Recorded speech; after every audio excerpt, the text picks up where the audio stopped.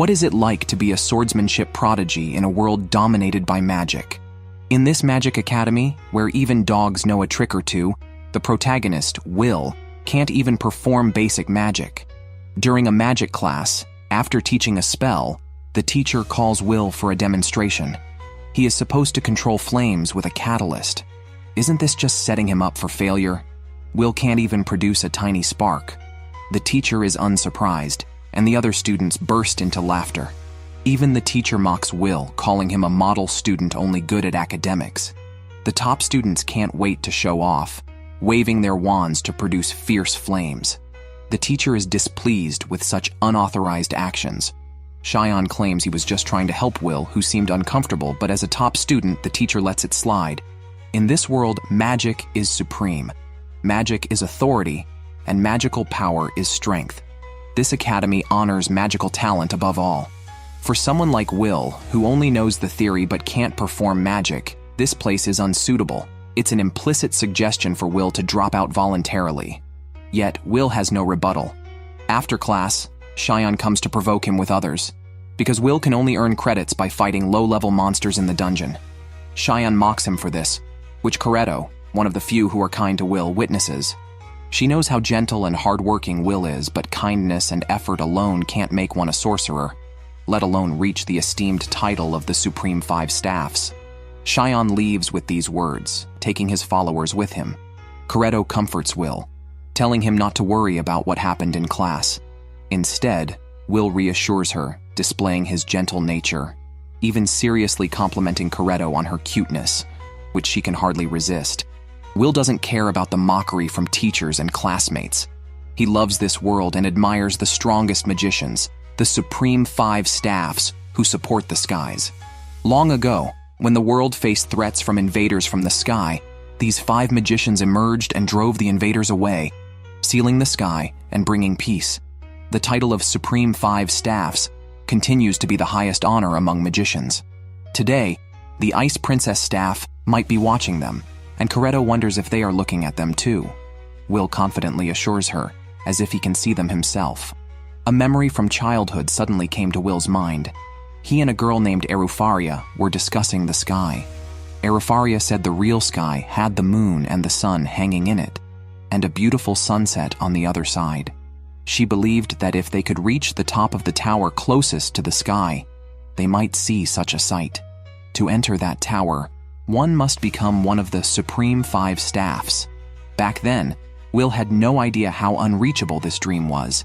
They made a pinky promise to watch the sunset together one day. Wistoria eventually became the youngest of the Supreme Five Staffs and successfully reached the top of the tower. However, Will still couldn't even perform basic magic. He then went to another teacher, Wakuna. Before Wakuna could get angry about his visit to the dungeon, Will knelt down and explained he was just trying to earn credits. The 2 demon guard bones he brought back were indeed worth 2 credits. The teacher asked if he still hadn't given up on his dream of becoming a Supreme Five Staff. But that dream was too difficult for Will. To reach the tower top, one must advance to the upper college and earn substantial credits in academics, practical skills, and internships. Will, unable to use magic, couldn't earn the needed practical skills credits. This crushed his hopes. The teacher, feeling a bit sorry for him, told Will that not only becoming a Supreme Five Staff, but even graduating was difficult for him. He needed to earn 4 credits that week. Will immediately started searching his notes for a monster worth 4 credits. The teacher said he hoped Will wouldn't go to the dungeon, but accidentally let slip that Baskerville was spotted on the 6th floor. Upon hearing this, Will excitedly thanked the teacher. Unbeknownst to them, Cheyenne had overheard their entire conversation. Seeing a chance to get rid of Will, whom he considered useless, Cheyenne set out for the 6th floor of the dungeon before Will. Cheyenne was not alone. He brought 2 minions with him. Worried about their ability to handle the 6th floor, the minions hesitated, which annoyed the proud Cheyenne. After they quickly corrected themselves, Cheyenne angrily proceeded to the 6th floor. Soon they encountered a large monster. As soon as it appeared, it sent one of Will's minions flying with a punch. The remaining minion, terrified, screamed so loudly that Will heard it. Will, along with his pet Kiki, rushed towards the sound. His speed did not seem like that of a poor student. as he almost instantly arrived near the battlefield. Will did not immediately reveal himself, but hid and observed the battle. He saw Cheyenne sitting on the ground, continuously casting spells at the monster. Will recognized it as the evil spirit Sentinel, worth 10 credits. This type of monster should be on a lower level, so why was it on the 6th floor? Was there an accident with the floors? Cheyenne, who always claimed to be a top student, now looked terrified. His brain was too rigid to think of any strategy, only managing to cast fire spells passively. However, these fireballs couldn't even break the monster's defense. As the monster closed in on Cheyenne, Will prepared to rush out to save him, but then hesitated. Did he really need to save him? Remembering the times Cheyenne bullied and mocked him, Will felt indifferent about saving him. However, the next moment, he remembered the words Erifaria said to him before she left, describing him as not only gentle, but also braver than anyone else. Will decided that if he watched a classmate die in front of him, he wouldn't deserve to stand alongside Erifaria. With that thought, he put on the glasses Erifaria gave him, drew his sword, and charged forward, shielding Cheyenne just in time. Meanwhile, Teacher Edward arrived at Teacher Wakuna's office, displeased, saying that Cheyenne and the others had gone to the dungeon without permission, and asked Wakuna to send a familiar to look for them. Wakuna was about to release a small bird when he heard they were on the 6th floor and felt relieved, knowing Will was there too. He showed the situation on the 6th floor through a crystal ball. Will was fiercely fighting the monster with his sword. Despite having no magical ability, his speed and strength showed him to be an experienced and excellent fighter. Unable to injure Will, the monster tore up the ground, sending a barrage of stones flying at him. Will dodged and closed in on the monster, then suddenly accelerated and disappeared in a cloud of dust. Taking advantage, he jumped behind the monster and plunged his sword into its neck. Cheyenne watched in disbelief. Was this the same timid Will? Beside him, Kiki diligently acted as a camera, capturing the scene. Teacher Edward, just as incredulous, demanded an explanation from Wakuna. Wakuna explained that Will possessed a strength unusual for a mage, the resilience of a dwarf, and the insight to master an enemy's moves after a single glance. Even without magic, he was a unique warrior in this magical world. At that moment, Will had already cut off one of the monster's arms. He then raised his great sword and sliced through the monster's light cannon attack. His strike was even more powerful than thunder. With this slash, he also severed the monster's head, ending the battle. Will emerged from the smoke and extended his hand to Cheyenne, who, far from grateful, bit his lip in anger and frustration. Teacher Edward also struggled to accept this reality. How could someone who does not use magic surpass it? Afterward, Teacher Wakuna severely reprimanded Will, but also awarded him 10 credits. With these credits, Will no longer had to worry about not graduating. He continued to look up at the sky as he passed through the corridors, sharing a silent gaze with Erifaria, who watched him from above. What's it like to be the sole swordsman in a magical world? 5 years ago, Will had nothing. He, unable to use magic, was mocked. He entered the Magic Academy, only because the leaders wanted Erifaria to join. After Erifaria became one of the top 5 mages, Will became worthless. Until one day, Teacher Wakuna took him to the principal's office, where the principal gave him a short sword, and Will awakened his power as a swordsman, startling Wakuna beside him. The principal promised to recognize Will's enrollment, even though he couldn't use magic. Tearfully, Will asked if studying at the academy could lead him to the tower, and if becoming stronger could bring him to Erifaria. The principal didn't give a direct yes, but said he would have the chance, which was enough for Will. In today's magic class, Wakuna discussed the academy's promotion. There are mainly 2 ways to advance to the upper academy: create new magic, or earn over 7,200 credits. Achieving the former is rare, most advance by the latter. However, graduating is a challenge for everyone present. Thus, it was essentially a remedial class. Will was there too. Aside from magic, he excelled in all other subjects. Just then, Cheyenne's lackey boasted about him defeating a demon sentinel. Because they fainted early on and missed what happened, waking to find the sentinel defeated, they assumed Cheyenne did it. Cheyenne didn't explain, sitting silently. Seeing Will pass by, instead of thanking him, he angrily confronted him. Why would this incapable person, who can't even use magic, defeat the demon sentinel? Cheyenne was resentful but helpless, and left with his lackeys. Meanwhile, Teacher Edward went to the principal, hoping to have Will expelled, unable to accept someone who surpasses magic without using it. The principal comforted him with a smile, showing him Will's excellent grades in other subjects, suggesting he could become a magical engineer or pharmacist after graduation, as long as he doesn't aim to be one of the top 5 mages. But Will's goal is exactly that, leaving the principal speechless. He suggested letting Edward test Will with Will's future depending on the outcome. Edward gladly accepted and went to find Will. Here's the accurate and concise translation of your text. At this moment, Will and Corretto were together picking up their textbooks. Will can't use magic, and even opening a locker required Corretto's help. There was also a sword inside the locker, which is prohibited at school. Back in the dorm, Will's roommate wouldn't let him leave. Then, the two went to the study room where Will started reviewing his theory classes again, covering the same material from a new perspective to ensure he scores full marks in all subjects except magic. After all, missing even 1 credit could prevent his advancement to the upper academy. Suddenly, Corretto noticed a white hair on his head and shyly asked Will if he should pull it out, but Will declined. While they were laughing, Teacher Edward came to fetch Will for what he claimed was one-on-one tutoring at the practice field. Upon arrival, Edward immediately attacked, his magic materializing like a winding snake beside Will. Will realized Edward's hostile intentions. Indeed, Edward stated the purpose of the exercise. Will had to hit him once to earn 5 credits in practical magic. Failure meant expulsion. After saying this, Edward swung his wand as a huge magic circle appeared under Will's feet. Meanwhile, the principal had called Teacher Wakuna to watch the live stream with him, to see if Will truly deserved to aim for the top 5 mages. Wakuna felt anxious, especially since it was Edward, a man close to reaching the top 5, challenging Will. It was no wonder Edward was upset. Despite reaching the tower's top, he wasn't chosen. However, he didn't use lethal force against Will, only casting a low-level dark magic spell that was surprisingly powerful. Fire chased Will, who was fast enough to dodge and even counterattack, though Edward's defenses were tight. Will felt pain when his kick hit a barrier. As Edward grew more frustrated, he knocked Will back with a gesture, and a large magic circle appeared behind him, knocking Will to the ground. Will's glasses shattered, and his spirit sank. Edward's moves were too fast to parry without chanting, and his attacks and defenses were flawless. Here's the translation of your text into concise and clear English.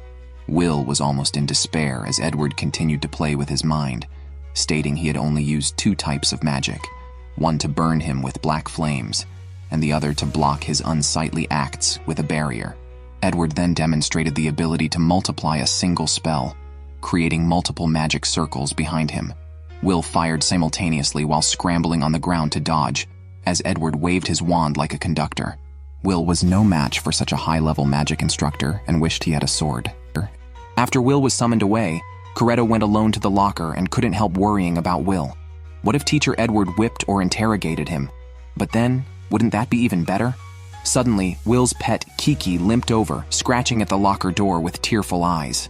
Corretto realized something must have happened to Will and quickly opened the locker. Meanwhile, Edward approached the immobilized Will on the ground, passionately taunting him. Even I can't surpass the top 5 mages, so how can you? Magic is the truth of this world. Once, a dwarf tribe sparked a rebellion with 10,000 soldiers, but a single magician with a wand defeated them all. A sword can never match a wand. Edward stepped on Will's head, but Will refused to give up, determined to reach the top 5 mages. As he struggled to his feet, Edward curiously wondered what drove his belief. To his surprise, it was Will's desire to be with the one he loved. Edward almost lost his composure, mocking, "So, your goal for reaching the pinnacle of magic is a shallow romance?" Ignoring the taunt, Will remained determined to watch the sunset with Wistoria.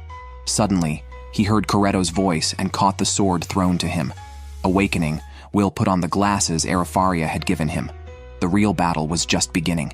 Edward, unimpressed, continued to release black flames, but Will cut through his magic with the sword. Edward fired 1,000 flames, which Will dodged by leaping and stepping on floating debris, slicing through the black flames and closing in on Edward. Recalling the fierce battle of the dwarf tribe, where a brave dwarf warrior lost all but still made a significant strike, Will acknowledged that swords could match wands. Approaching Edward from above, Will was quicker, breaking his barrier with a sword strike before Edward could react and slashing at him. Edward's wand reached his face, but before the magic could activate, Will's sword had already cut Edward's cheek. Will won the battle, and Edward awarded him 5 academic credits. The principal and Wakuna watched the entire live stream and praised Will's indomitable spirit during the battle, affirming his worthiness. When Arifaria became one of the Supreme 5 staffs, she tearfully said goodbye to Will, gifted him her glasses, and left without looking back. Will, filled with reluctance, promised Arifaria's departing figure that he too would reach the tower to watch the sunset with her. After she left, Will sobbed with shoulders shaking, then turned to teacher Wakuna and declared it would be his last time crying so embarrassingly. Will, true to his word, still has no mastery over magic, but trains daily. He also delivers newspapers to earn money, quickly recovering any papers that fly away due to his speed and even managing to help Kiki on his head.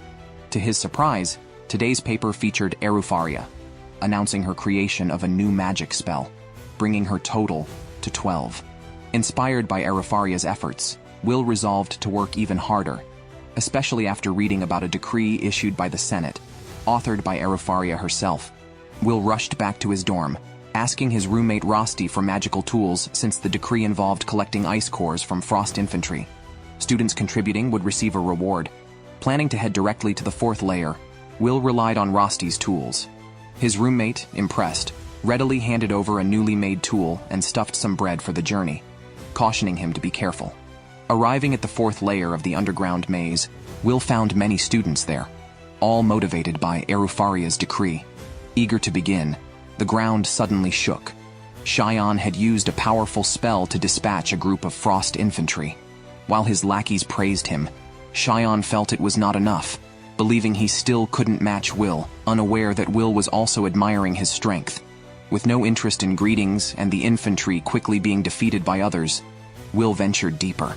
Unexpectedly, he saw a group of monsters attacking a girl. Will immediately intervened, swiftly defeating 3 beasts. The stunned girl quickly apologized and introduced herself as Alice, a 4th-year student. Meanwhile, Coretto and others were attending a theory class with teacher Wakuna, who explained the significance of creating new magic spells. Such innovations could lead to unconditional advancement to the tower, allowing creators to name them. While creators might fade away, the spells named after them would live on forever, immortalizing their names in history. Creating new magic is certainly not an easy task. Arifaria alone has invented 12 types of magic, a feat unmatched by anyone before or since. In the long history, Arifaria is undoubtedly the greatest mage. Coretto and her friends discussed Arifaria's decree and learned that Will was battling Frost Infantry in the dungeon. A close friend bluntly pointed out that Coretto might be jealous of Lady Arifaria, feeling that Will was taken away by a powerful childhood friend. This led to a quarrel in class, and teacher Wakuna sternly reprimanded them. However, Coretto was indeed very concerned about Will and Arifaria's relationship. Meanwhile, Will simply teamed up with the younger student he had saved. Surprisingly, this junior was only 14 years old. She was very kind, which made Will wonder why she wouldn't discriminate against him, given his lack of magical ability. When Alice heard this, she found it even stranger. How could she scorn someone who helped her? After all, she respects anyone with skills, even if they're not magical. This is what normal people think. Alice was also motivated by Arifaria's decree, wanting to help the Supreme 5 staffs and aiming to become a supporter of the sky. Most people in this world have never seen the real sky. What they see is a barrier created by the Supreme 5 staffs with powerful magic. If this barrier breaks, darkness will envelop the world again, and calamity will strike. Hence, the students are so enthusiastic not only to assist the Supreme 5 staffs, but also to contribute to supporting the sky. Alice mentioned that she had once met Arifaria.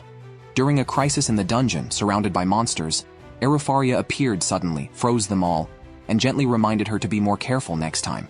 Since then, Alice became a die-hard fan of Arifaria. She came to the dungeon for Arifaria but found no Frost Infantry, likely because they had already been defeated by others. Even searching magic was useless. While Alice was talking non-stop, Will crouched down to examine the ground because such creatures leave ice shards in their tracks. However, the ice shards here were several times larger than normal, suggesting a larger creature ahead. Without any fear, Will walked forward, putting on his glasses. As expected, a giant beast fell from the sky the next second. Will quickly pulled Alice away as the beast landed, creating a spectacular impact. The countless eyes on its massive head were truly sanity-draining.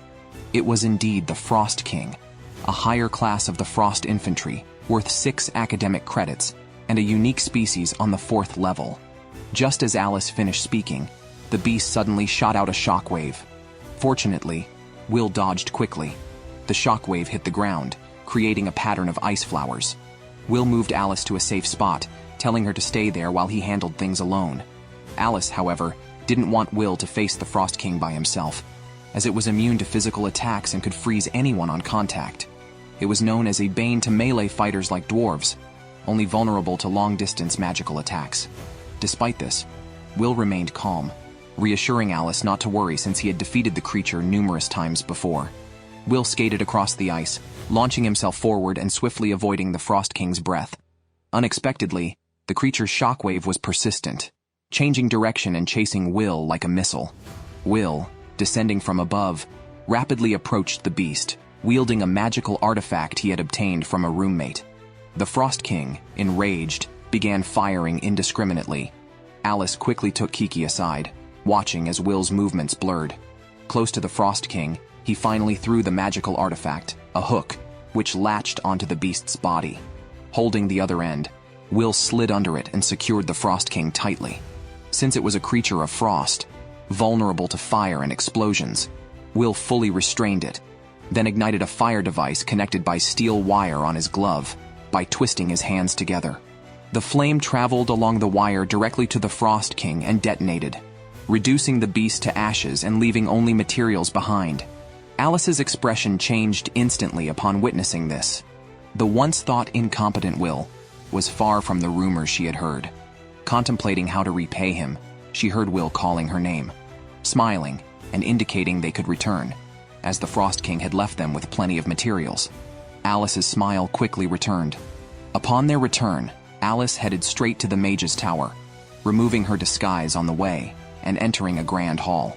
Seated there were the Supreme 5 staffs, though the central seat was vacant. Wistoria was among them. Alice reported her discovery at the academy, mentioning Will, an interesting talent who couldn't use magic. She suggested making him a member of the tower. 2 members immediately rejected the idea, but one burly, white-haired man found it intriguing.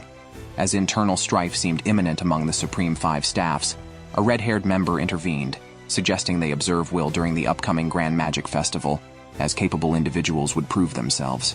After the discussion, 3 of the staffs left, leaving only Wistoria and Alice. Wistoria looked forward to seeing Will again with anticipation. To become one of the top 5 staff members, a student needs a score of 7,200. It's Will's turn for the exam, where he must fight a huge golem. Unable to use magic or a sword, Will fails again. In contrast, 2 other students destroy the golem easily, with a single move each. Liana with a score of 10,000 and Lindell, who has a similar score. Then comes Jurius, who uses ice magic to freeze not only his golem, but others as well. Only these 3 have scores above 10,000, making them sure candidates for advancement to the upper academy, while Will struggles even to graduate with just half their scores. Dejected, Will blocks Jurius's path, who frowns upon those weak in magic. Will stands up to clear the way without arguing. As the magical festival approaches, everyone in the academy is excitedly discussing it. This festival, held every 2 years, includes competitions and the chance for top mages to scout talent. Despite not meeting the 7,200 score threshold, it's an opportunity for students to be noticed by the tower factions led by the top 5 staffs: the Thunder, Demon, Flame, Ice, and the 4th being the Light King. Performing impressively could attract any faction's attention. Meanwhile, talent scouts from the Magic Tower will also be present. Despite this, Will doubts his chances. As he and Coretto talk, Alice walks by unnoticed. Will, known for turning a previous festival into a chaotic event, has no plans to compete again. As the festival nears, students practice their magic more fervently. Coretto helps Will open a locker, sensing a barrier nearby. They send Kiki to remove it, revealing a hidden door leading to students gambling, including Cheyenne and his cronies. Cheyenne is displeased to see Will but doesn't confront him with Coretto there. Will asked why he was here. Before Cheyenne could respond, his lackey eagerly explained that they weren't concerned about the betting odds. Cheyenne wasn't jealous of the top 3, including Lindell. Frustrated, Cheyenne slapped each of his followers, asserting he hadn't lost to them. He claimed his lower scores were only due to failing the academic tests, insisting he was more skilled in magic. Will seriously watched Cheyenne boast, which only aggravated him more. After class, Coretto bravely suggested he could accompany Will to the dungeon, but Will had to work at a tavern that night. Located in a civilian area, its customers were mostly overworked dwarven miners. Will was well acquainted with them.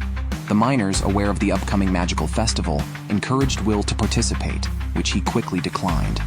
Right after, the boss reminded him not to slack off and to learn from his roommate Rosti, who worked efficiently and enthusiastically. Though Rosti was liked, the miners preferred Will, calling him their dwarven brother. The tavern was filled with a jovial atmosphere. While washing dishes, Rosti questioned why Will, with his connection to teacher Wakuna, didn't pursue a better-paying job. Will didn't want to bother his teacher and enjoyed the company of the hardy dwarves. Unexpectedly, Jurius and his lackeys entered the tavern because other places were full. Jurius, who looked down on Will and the dwarves, quickly angered everyone with a few words and mocked the homeless state of the dwarves, whose world had been destroyed by invaders from above, forcing them to flee to this world where they have been bullied and not allowed to retaliate against the noble mages. Only able to glare in response, the dwarves watched as the group mocked the tavern's food. Jurius's comments grew more offensive until Will stepped out and demanded he retract the insults about the dwarves and their hard-grown beans. Enjoying Will's irritation, Jurius kicked a plate, which hit Will. When his lackeys tried to attack, Will pinned them down. The spilled beer splashed on Jurius. Will declared his actions, more irrational and animal-like than the dwarves, were the most humiliating he had ever endured. Enraged, Jurius froze the entire tavern. Will, pulling out his wand, leaped from a magical formation as icicles chased him, knocking off his glasses and trapping him against a wall. Jurius pointed his wand at Will's chest, creating an ice flower penetrated by the wand, stabbing at Will's chest. Rosti gripped his wand, ready to intervene, but Jurius suddenly decided freezing Will here wasn't enough to appease his anger. He ordered Will to participate in the magical festival, intending to humiliate him publicly. Will shattered the ice column with his body, seized Jurius's wand, and agreed to compete, but demanded that if he won, Jurius must apologize to the dwarves. The highly anticipated magic festival has finally arrived, starting with the Sky Race, akin to Quidditch in Harry Potter. Liana, one of the top students at the academy, took the lead and set a new record by winning the Sky competition for the second consecutive time. After watching this event, Alice left immediately as she had work to do and wanted to cheer on a senior student.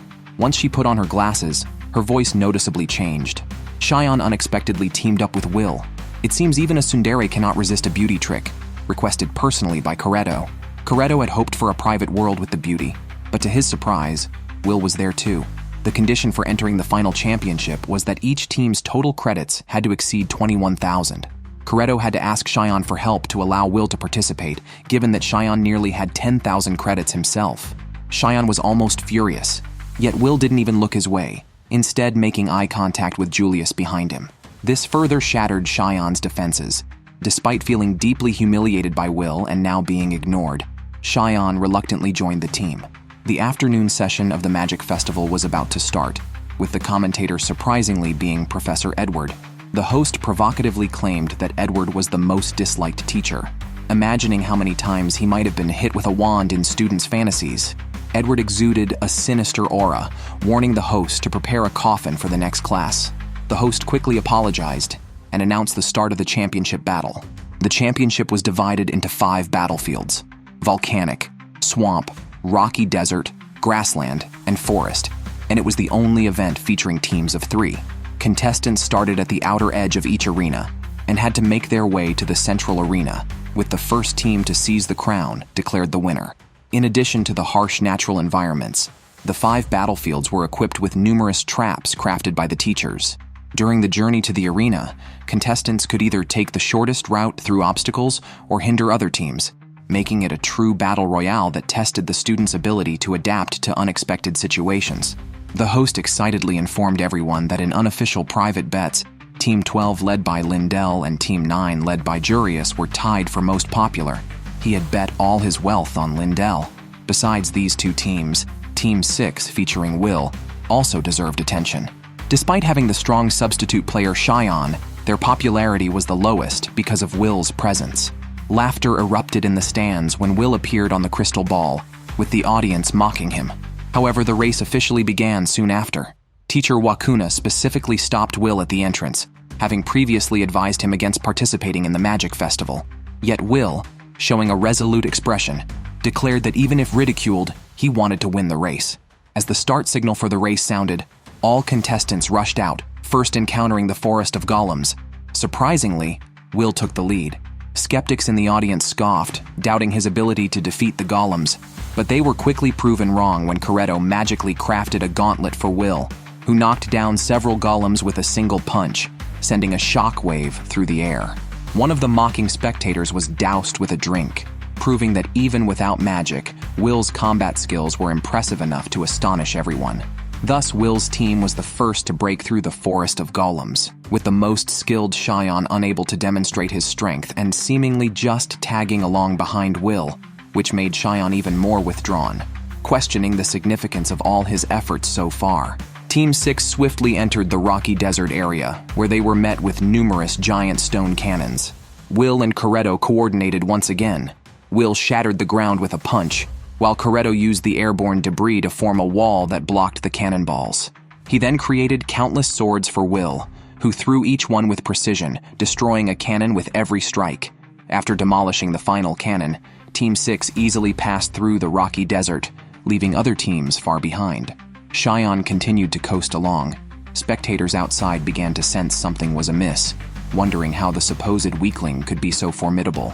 Edward clarified their doubts, explaining that Will's skills were those of a person dedicated to conquering dungeons, utilizing knowledge and experience to eliminate unnecessary actions, thus enabling precise and rapid breakthroughs. At this time, Alice was the most excited, cheering on Will loudly. The other teams, not wanting to be outdone, unfortunately lacked Will's strength, and many students fell into traps. At this rate, Team 6 might be the first to reach the central arena. Unaware of this, Jurius's team was clueless until they sent someone to investigate and discovered they were trailing Will's team. However, Jurius remained arrogantly confident, saying it was not a problem as he turned the ground he walked on into ice. Meanwhile, Will and his team had reached the final battlefield, the Forest of Magical Trees. Upon entering, numerous chains appeared, clearly the work of Teacher Edward. Unexpectedly, Will picked up his sword and skated around the perimeter of a magic circle, digging it out to face another circle, causing them to neutralize each other. Thus, they also passed this level with ease.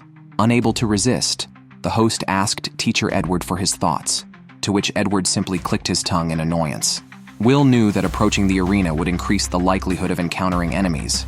Each team was likely to engage in combat in this forest, so they planned to maintain their lead and set an ambush, taking advantage of the terrain to confront Jurius. However, the next moment, an ice spear pierced through his cloak. Jurius had already moved ahead of them, alone, with a proud smile, launching countless ice spears with his wand. Will dodged continuously, not expecting their final showdown to start here. Both men had ignored Cheyenne, infuriating him. He had reluctantly coasted along, and now he felt invisible. His anger materialized as he chanted a spell and unleashed a massive fire attack aimed at Jurius. Corretto sensed danger and urged Will to escape, quickly erecting an earth barrier. The mighty flames surged towards Will instead. Cheyenne struck his teammate at a critical moment, causing a backlash that shook the entire venue. Will was confused. What's going on? Why am I being attacked by my own teammate? Cheyenne had targeted both Will and Jurius, and now he demanded a duel with Will, attacking immediately. Will dodged swiftly. Corretto tried to help, but was blocked by an ice wall created by Jurius, who was unscathed from the earlier bombardment and now aimed at the interfering Corretto. Will heard Corretto scream but had to parry Cheyon's attacks first. His sword was knocked away. Cheyon looked down at him from above. "Pick up your sword, you slacker." With his opponent pushing him too far, Will had no choice but to fight back to the end.